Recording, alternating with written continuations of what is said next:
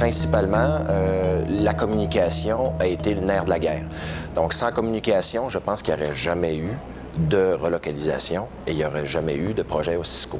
Donc, une des facettes de l'aspect social du développement durable, communication, a été quelque chose de primordial.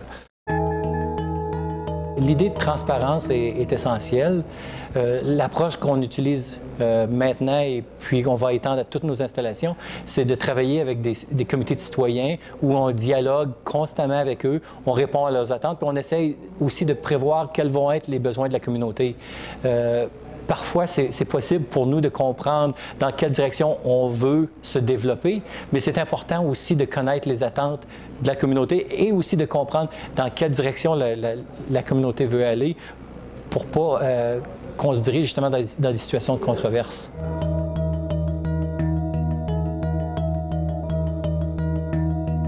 Je pense que la meilleure façon de convaincre les parties prenantes, c'est déjà de les inclure dans le processus. Et puis, d'avoir un dialogue franc et honnête. Je pense que chacun a quelque chose à apporter et les points de vue des parties prenantes sont toujours intéressants à prendre en compte pour une entreprise, qu'ils soient pris en compte dans la décision d'affaires ou pas. Et je pense que la façon de convaincre les parties prenantes de la bonne volonté de l'entreprise de faire en sorte de mettre en œuvre les meilleures pratiques dépend de leur inclusion et dépend aussi d'un processus externe de vérification, dans certains cas, quand c'est possible, pour valider les informations qui sont en fait transférées depuis l'interne.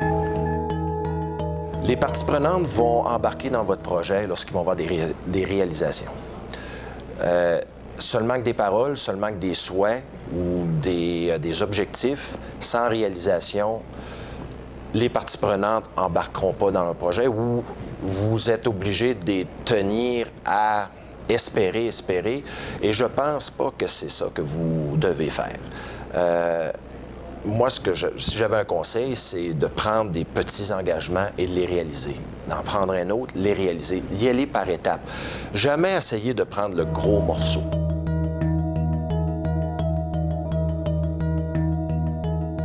Il faut absolument que la haute administration soit appliquée dans le processus et que la fonction CSR ne soit pas, la fonction de responsabilité sociale ne soit pas une fonction à part qui travaille dans un coin parce que ça ne va jamais marcher.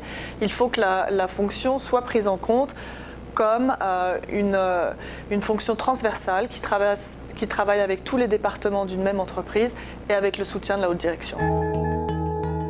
Les actionnaires recherchent de plus en plus des entreprises responsables. Ils ne veulent pas être pris dans une controverse. Donc, l'argent est rare et ils veulent la placer dans les endroits sûrs. Donc, que de mieux que d'investir dans une entreprise qui adapte des principes de développement durable. Et je pense qu'avec ce dernier item-là, je pourrais convaincre un conseil d'administration assez rapidement.